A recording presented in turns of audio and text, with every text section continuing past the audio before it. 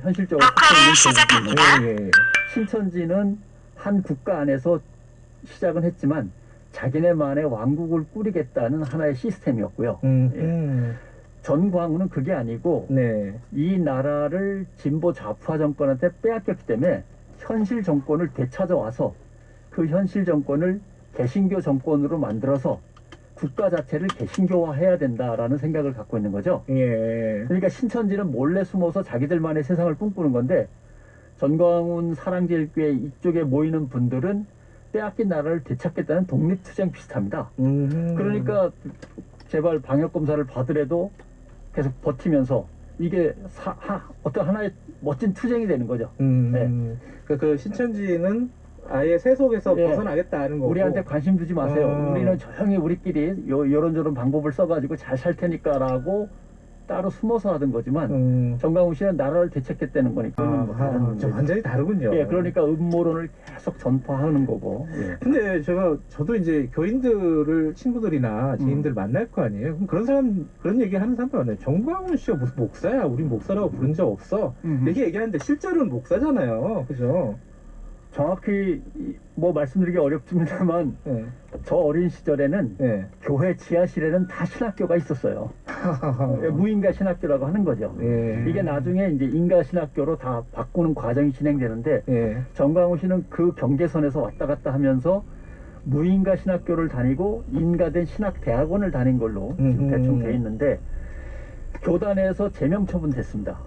그럼 목사가 아니어야 되는데 네. 제명 처분되기 직전에 빠져나와서 새로운 걸 만들어갖고 자기 거기 속해버렸어요. 그러니까 애매하죠. 그런데 항상 방송국에 전화는 많이 와요. 항의 전화. 그 사람을 왜 목사라고 부르냐? 그러니까요. 씨라고 불러라. 네. 목사 아니다. 네.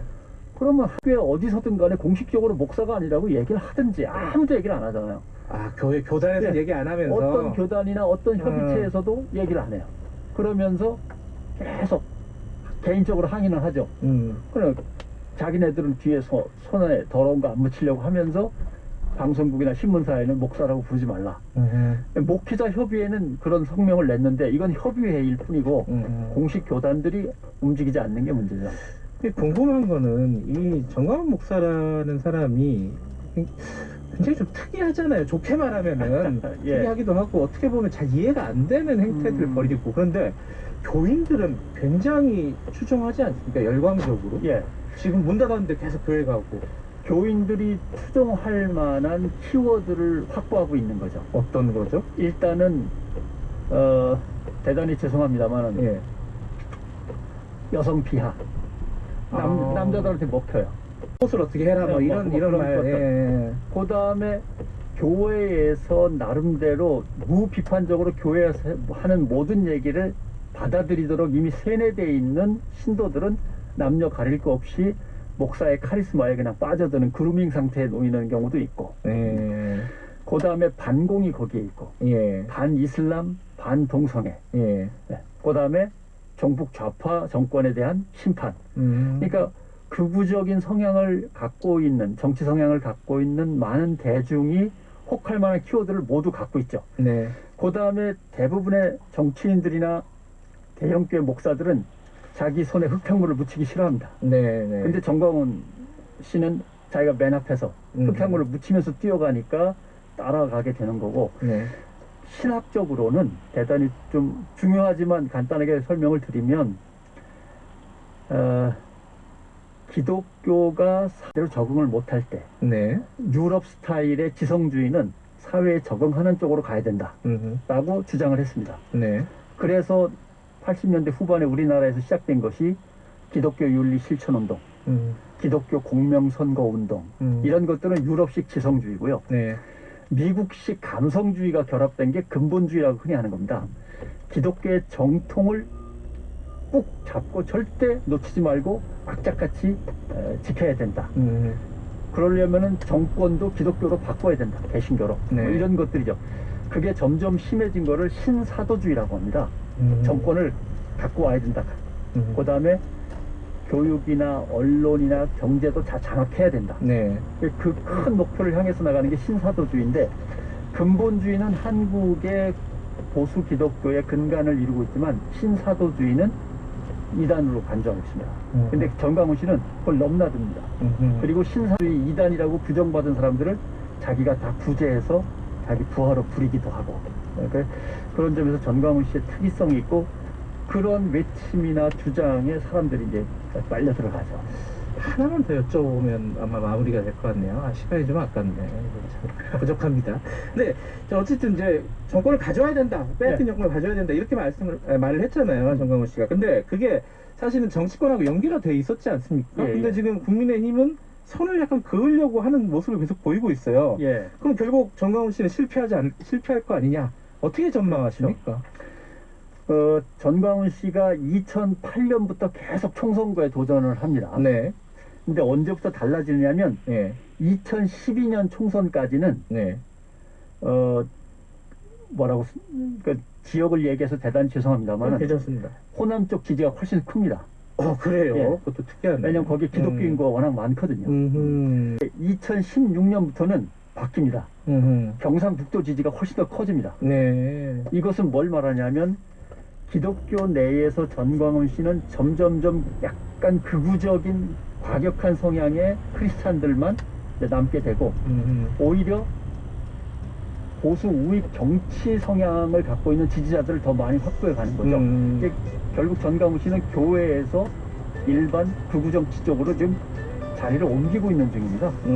그걸 갖다 이제 총선의 흐름과 함께 볼 수 있는데, 아마도 전광훈 씨는 보수 세력이 전광훈 씨를 기다려주든지 새로운 인물을 찾고 전광훈 씨를 버리든지, 아니면은 계속 계산을 하는 상황에서 수감되느냐가 제일 관건이죠. 어떻게 수감될 거냐, 그 다음에 서사가 어떻게 진행되느냐, 그걸 봐야겠죠. 알겠습니다. 오늘 여기까지만 드릴게요. 고맙습니다. 고맙습니다. 변상욱 전 CBS 대기자였습니다. 김경래 최강사 1부는 여기까지고, 잠시 후 2부 8시에 돌아옵니다. 뇌전증 지원센터 센터장 홍승봉입니다. 뇌전증 도움전화 1670-5775는 뇌전증 환자들에게 의료 정보를 제공하고 질병관리, 사회복지, 인권옹호에 대하여 상담하고 지원하며 뇌전증에 대한 인식 개선 활동을 합니다.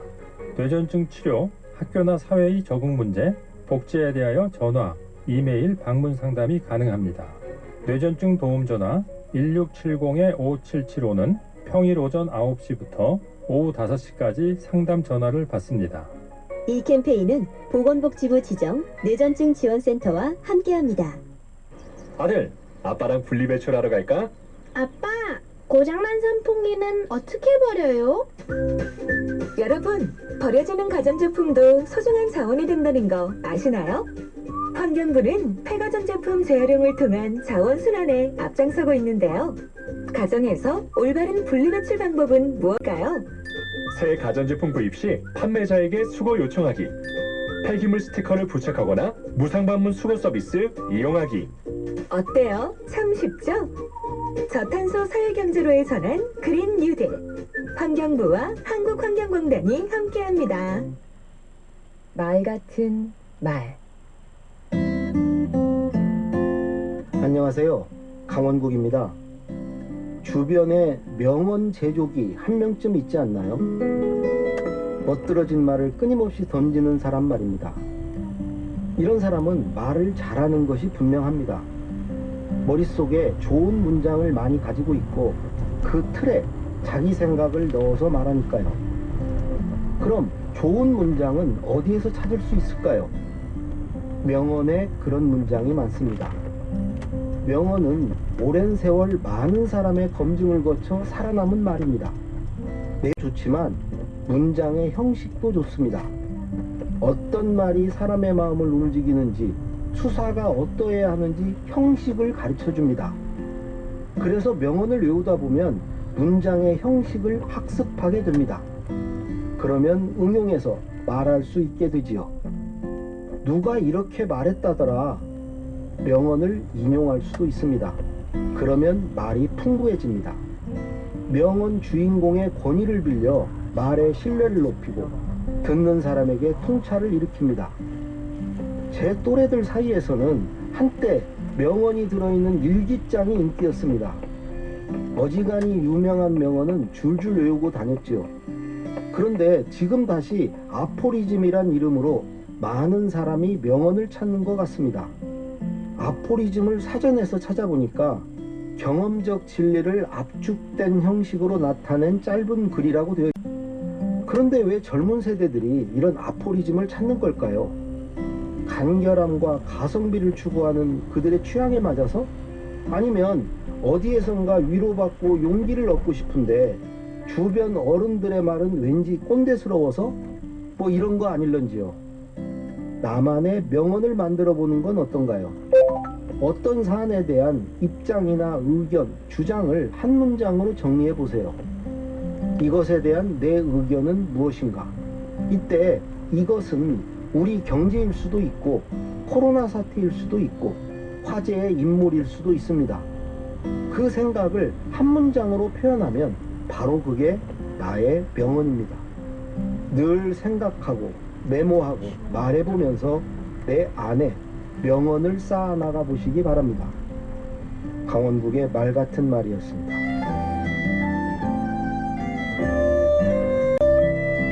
삶의 진리를 압축한 짧은 말, 명언은 책 속에도 있지만 당신 안에서도 자라나고 있습니다.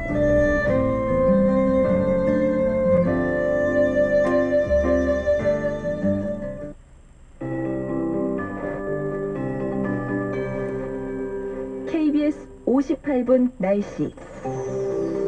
태풍은 지금 부산에서 남동쪽으로 약 80km 떨어진 해상까지 올라온 상태입니다. 시속 40km 속도로 북진 중이고 9시 무렵 부산에서 아주 가까운 동해안을 지날 전망입니다.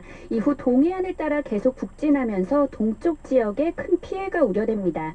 태풍의 최근접 시각은 부산은 오전 9시, 포항 오전 11시, 강릉 오후 3시경이 되겠습니다. 지금 전국에 비바람이 불고 있는데 특히 경북과 경남 지역에 시간당 30에서 50mm의 매우 강한 비가 쏟아지는 곳이 있고 곳에는 시속 40에서 80km의 강풍도 불고 있습니다. 강원 영동에도 장대비가 내리고 있고 서해안도 빗줄기가 강한 상태입니다. 앞으로 강원 영동과 경북 동해안, 경북 북동 산지에는 400mm 이상의 집중호우가 예상되고 경상도와 울릉도 독도, 지리산 부근과 덕유산 부근은 최고 300mm, 그 밖에 전국에도 최고 100mm의 많은 비가 오겠습니다. 바람도 전국적으로 강하게 불겠습니다. 특히 강원 영동과 경상도, 울릉도 독도에는 건물이 무너질 정도의 돌풍이 부는 곳도 있을 전망이고요. 남해안과 동해안에서는 폭풍 해일을 주의하셔야겠습니다. 태풍이 지난 후에도 비바람이 강하게 불겠습니다. 모레 오전까지 주의를 하셔야겠습니다. 현재 서울의 기온은 17.5도입니다. 송소진입니다.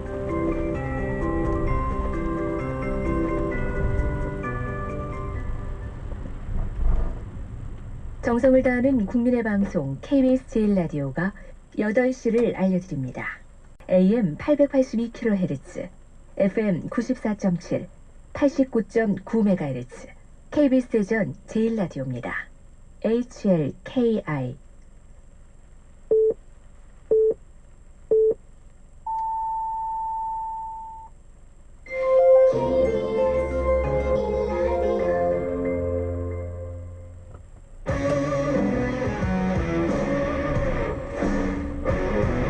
탐사보도 전문 기자 김경래 최강 시사.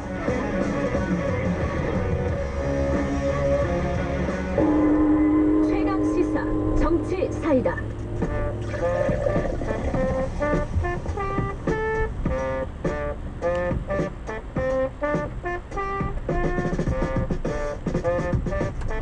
네, 답답한 정치, 고여있는 정치, 묵은 정치는 가라. 여의도 정치에 젊은 피가 떴다. 매주 월요일 여야 젊은 정치인들 모셔 전국의 뜨거운 현안 다뤄보는 시간입니다. 오늘도 두 분 모셨습니다.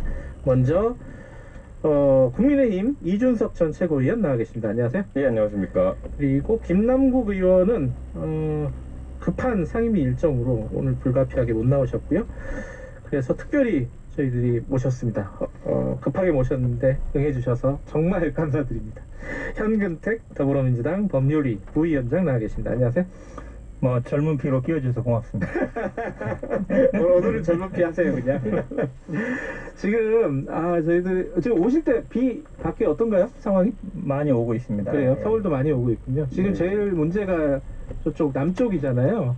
지금 흑산도, 홍도, 진도, 신안, 목포, 무안, 완도, 해남군 이쪽에도 태풍 경보가 발효되어 있다 이렇게 지금 나와 있습니다. 태풍 피해 없도록 주의해 주시기 바라겠고요. 부산 경남이 지금 태풍권에 들어서 강풍과 비바람에 공포스럽습니다. 우리 다리아님이 보내주셨어요. 그리고 재난방송 좀 해달라고 저희들이 그 급한 소식이나 이런 것들이 오면은 그때그때 전달을 해드릴게요. 자, 오늘은 유튜브 라이브 열려 있습니다. 이것도 광고도 하나 해야겠네요. 실시간 방송 보실 수 있고요. 짧은 문자 50원, 긴 문자 100원 보내주시면 저희들이 공유하겠습니다. 오늘 추미애 장관 아들 얘기 좀 하는데 관련된 질문이나 의견 있으시면은 저희들이 반영하겠습니다. 샵 9730으로 보내주시기 바랍니다. 스마트폰 콩 이용하셔도 좋습니다. 자, 김남국 의원이 어디서 한 인터뷰죠? 이게 MBC였나? CBS였나? MBC였나요? 예, 그 인터뷰에서 추미애 장관 아들 휴가 관련해서 보좌관이 전화를 했다 안 했다 말들이 많았었는데 그리고 추미애 장관이 딱 잘라서 얘기를 안 해줬거든요. 이 부분 전화를 한 건 사실인 것 같다. 근데 지시한 건 아니다. 이 외압은 아닌 거다. 뭐 이런 취지의 얘기를 했어요. 요게 사실 약간 지금 상황이 되게 민감한 상황에서 일파만파 좀 퍼지고 있는데 요거 어떻게 봐? 이게 현근택 부위원장께서 먼저 말씀해 주셔야 돼요. 그때 어떻게 이걸 이해해야 돼요? 이거는? 전대미문의 대전과 위기 극복은 전례 없는 협치로 가능하다. 이낙연 대표의 연설이 문재인 정부의 종전 실패, 독선과 가감하게 단절하는 계기가 되길 바란다 이렇게 얘기했습니다. 근데 이낙연 대표님이 오늘 그 연설하면서 협치에 관련된 부분을 따로 언급한 내용이 있어서 네. 그게 뭐냐면 예전부터 이제 이낙연 대표님이 얘기했었던 건데 원칙 있는 협치. 예. 예, 그래서 이제 그 발목 잡기라든지 정쟁을 위한 협치는 거부하겠다는 얘기도 또 했거든요. 그래서 뭐 미래통합당이 그렇게 좋아할 만한 내용인지 모르겠습니다. 그래요? 그 약간 이낙연 대표 그리고 이재명 지사 간에 약간 갈등을 부추기는 언론 보도 나오잖아요. 크게 큰 시각차가 아닌데도 계속 그렇게 몰아가잖아요. 어떻게 보세요? 사실 이제 그 기본 긴급 재난지원금 관련돼서도 여러 이제 논의가 있을 수 있는 거거든요. 네? 논의가 있고 최종적으로 이제 정부가 이제 결정을 하게 되는 건데 그 논의 과정에서 나오는 이야기들 뭐 아시다시피 저도 이제 전 국민 지원해야 된다고 했었던 사람인데 예. 그런 논의 과정을 마치 이게 갈등인 것처럼 자꾸 그 보여주는 것 자체가 어떻게 보면 당내에서 어떤 논의를 오히려 막을 수도 있어요. 그래서 당내에서는 항상 다양한 의견들을 주고받는 거고 네. 그런 과정이다 이렇게 좀 봐주셨으면 좋겠어요. 그렇죠. 당내에는 다양한 목소리가 있는데 갈등을 좀 부추깁니다. 다른 갈등은 그 정치권의 큰 갈등은 뭐 있어요? 최근에 이제 가장 그 야당에서 많이 주장하고 있는 것은 이제 추미애 법무부 장관 아들의 병과 관련된 논란이죠. 예. 그거 어떻게 보고 계십니까? 지금 뭐 아시다시피 야당 쪽에서는 관련된 것을 검찰이 수사는 하고 있는데 이 수사보다는 뭐 특임검사 또는 특검을 통해서 수사할 필요가 있다라고 주장을 하고 있는 상황인데요. 네. 모르겠습니다. 제가 이제 구체적인 사실관계까지 다 알고 있지는 못하지만 지금 검찰이 수사를 하고 있고 하기 때문에 검찰 수사 과정과 결과를 좀 지켜볼 필요가 있지 않나 싶어요. 네. 지금 제가 취재한 거고 제 의견이기도 한데 검찰에서 추미애 장관에 대해서 그렇게 우호적인 다 우호적인 검사만 있는 건 아니에요. 그러니까 좀 약간 불법이나 탈법이 있으면 장관이라도 법무부 장관이라고 그렇게 봐줄 리가 없어요. 더 매섭게 할 건데 이 부분에 대해서는 좀 간과하지 않나 이렇게 생각합니다. 그래서 오히려 이제 추미애 장관 같은 경우 오늘 페이스북에 빨리 좀 수사를 좀 해달라 차라리 진행해달라라고 지금 얘기를 했다고 제가 방금 연락을 받았어요. 그래서 오히려 이제 사건을 계속 들고 있는 부분 이런 부분이 좀 정치적인 쟁점을 자꾸 만들어내니까 차라리 검찰은 빨리 이제 수사를 해서 결과를 좀 내놓을 필요가 있다고 생각됩니다. 검찰도 그렇고요, 법원도 그렇고 특정한 사안에 대해서 특정한 사건에 대해서는 신속하게 마구 압수수색하고 수사를 하고 어떤 사안은 질질 이렇게 뭉개는 이런 경우가 있는데 좀 이런 것도 법의 형평성이나 공정성 차원에서 좀 다시 따져봐야 될 문제 같아요. 실제로 이제 굉장히 중요한 이슈가 되는 사건의 경우에 법원 같은 경우 옛날에는 결정을 내지 않음으로써 판결을 선고하지 않음으로써 여러 가지 이제 그 한쪽 편을 오히려 들어주는 경우가 있었거든요. 네. 그런 부분은 이제는 좀 지양돼야 될 필요가 있고요. 네. 정치인 관련된 사건들의 경우에도 통상적인 절차와 달리 시간을 오래 끈다거나 네. 수사면 수사, 재판이면 재판 그러면서 이제 오히려 이제 다른 한쪽에게 어떤 그 이익을 주는 경우들이 있었는데 모르겠습니다. 이 사건이 그런지는 아닌지 모르겠는데 네.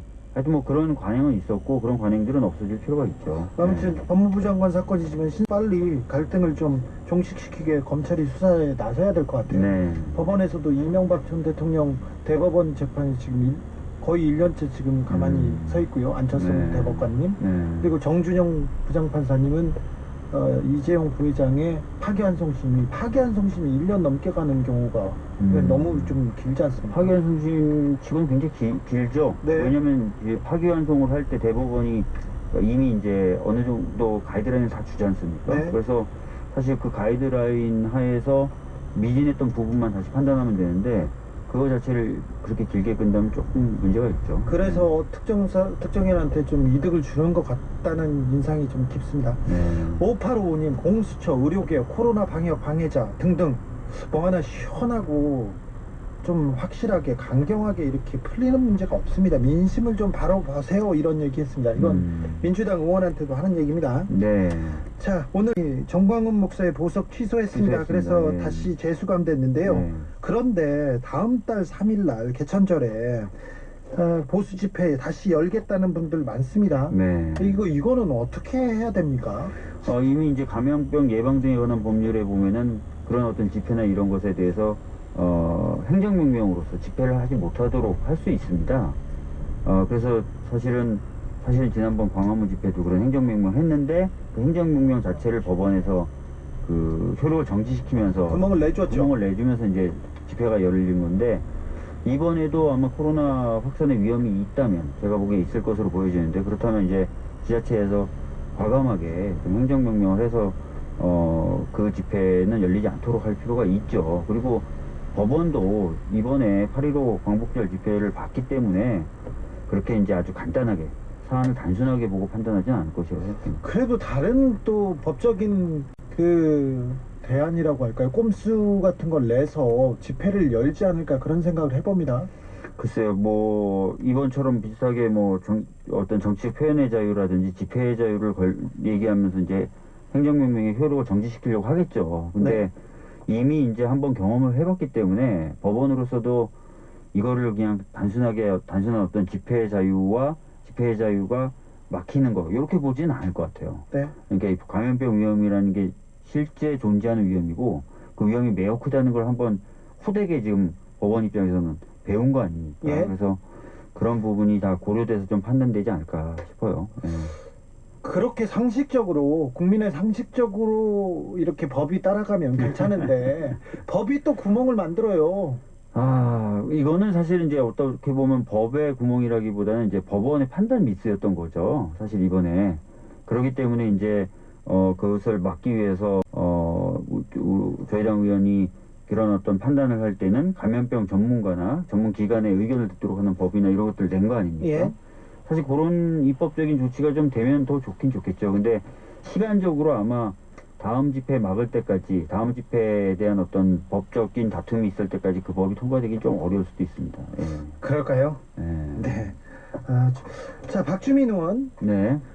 최근에 가장 이렇게 고심하고 있는 법안은 뭡니까? 저는 이제 지난번에 나왔을 때 말씀드렸던 기억이 있는데요. 이제 세월호 참사 관련된 진상규명 관련돼서 사회적 참사위가 활동을 하고 있어요. 예. 근데 활동 시한이 이제 곧 끝나갑니다. 그래서 활동 시한을 좀 연장하고 그 조사 권한에 대해서 좀 더 강화하는 등등등의 내용을 담은 법안을 지금 준비하고 있고요. 예. 이 법안을 좀 이번 정기국회 때 시킬 필요가 있기 때문에 그거에 대해서 가장 신경 쓰고 있습니다. 이 법안이 좀 통과되면 세월호 가족들의 좀 아픔이 조금 치유되고 조금 나아질까요? 보듬어질까요? 뭐 진상규명 작업이 법이 개정돼서 기간이 연장된다고 해서 바로 막 되지는 않을 수도 있겠지만 그래도 진상 규명을 할 수 있는 기반이 좀 더 마련되는 거니까요. 네. 그런 부분에서는 도움이 될 수 있다고 생각합니다. 이번 9월 그리고 10월에 국회에서는 어떤 일을 처리해야 야, 민주당이 180석 가까이 다 가져갔는데 뭐 좀 달라지는 걸 보여준다, 일하는 걸 보여준다, 이런 걸 느끼게 될까요? 처음에 딱 떠오르는 법은 아마 공수처법일 겁니다. 예. 공수처 관련돼서 많은 분이 답답해 하시기 때문에 공수처법을 좀 빠른 시간 내에 개정을 해서 좀 정상적인 어떤 출범 과정을 밟도록 만들 필요가 있고요. 그리고요. 그 다음에 이제 계속해서 얘기 나온 것들 중에 오늘 뭐 이낙연 대표님도 거론하셨지만 중대재해기업처벌법 등 네. 산업 현장에서의 안전성을 확실하게 담보할 수 있는 법들 네. 이런 것들이 있을 거고, 그 다음에 이제 제가 말씀드렸던 세월호 관련된 그런 법도 있고, 그 다음에 5.18 예. 관련된 특별법도 지금 발의가 예정돼 있거든요. 네. 그런 것들이 좀 발의돼서 처리될 필요가 있고요. 네. 아울러서 뭐 개혁적인 내용을 담은 굉장히 많은 법들이 지금 대기하고 있어요. 네. 그런 것들 좀 처리를 하면은 많은 분들이 야, 이게 민주당한테 의석을 많이 줬더니 세상이 좀 변하는구나 라고 느끼실 수 있을 것 같습니다. 그것도 중요하고 정치적으로 큰 사안들도 중요한데 임대차 3법 통과시켰지 않습니까? 네네네. 박주민 의원이 주도해가지고 네. 자, 그 3법 관련해서 후속 보완 대책 많이 얘기가 나옵니다. 실질적으로 시장에서는 다르게 반응하는 것도 있고요. 네. 구멍이 나올 수도 있는데 네. 요거에 대해서는 어떻게 보고 있습니까? 지금 이제 임대차 3법이 통과되고 난 다음에 이제 주로 나오는 이제 그 전세 물건이 줄어들었다. 줄어들었다. 또 새로 계약을 체결하면서 대폭 월세라든지 이런 것들을 높이려고 한다. 이런 네. 부분 아니겠습니까? 그리고 또 뭐 집을 팔고 싶은데 네. 이거 임대인 이게 눈치를 봐야 된다. 뭐 이런 얘기도 있습니다. 뭐 그런 부분도 있고요. 근데 네. 이제 제가 전에도 한번 나와서 말씀드렸던 것처럼 주택임대차보호법 같은 경우 예전에 이제 보호기간을 1년에서 2년으로 늘렸을 때도 네. 초기에는 약간 이런 시장 혼란이 있었어요. 예. 근데 이후에 보면은 오히려 이제 안정적으로 관리되는 모습을 볼 수 있었거든요. 그래서 네. 조금 지나면 요런 혼란은 좀 가라앉을 것이다라는 기대를 가지고 있고요. 네. 오히려 이제 걱정은 이게 지금 2+2가 되면서 4년 후에 예. 4년 후에 이제 많은 물량이 이제 재계약을 체결하게 되지 않겠습니까? 예. 그때 그러면 어떤 혼란이 올 것이냐 예. 이런 게 지금 약간 걱정이 되는데 그 부분에 관련돼서는 시장 상황이라든지 이런 것들을 보면서 좀 보완 입법을 할 필요가 있다고 생각합니다. 2+2 그러니까 4년 후보다 그런데 지금 생각한 대로 임대차 3법을 생각한 대로 지금 시장이 움직이고 있다고 보십니까? 이 부분은 조금 정리는 해봐야 될 것 같아요. 확인을 해봐야 될 것 같아요. 그러니까 예를 들어서 지금 그 임대차 관계에서 실제로 진짜 가격 폭등이나 이런 것들이 벌어지고 있는지는 시장에 대해서 면밀하게 좀 조사를 해야 될 필요가 있거든요. 근데 경우에 따라서는 물론 지금 보도되는 경제지의 기사들이나 이런 것들을 보면은 그건 다 믿을 수는 없고요. 예, 폭등하는 사례들이 있다는 건데 네. 또 많은 다른 분들은 이제 구체적인 파악을 좀 더 해봐야 되겠지만 네.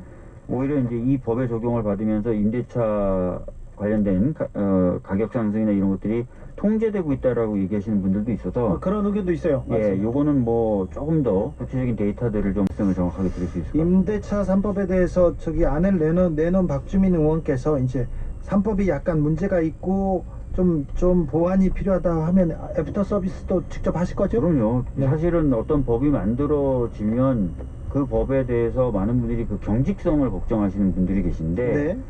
실제로 이제 국회가 원활하게 작동하고 일을 하는 국회가 되면은 네.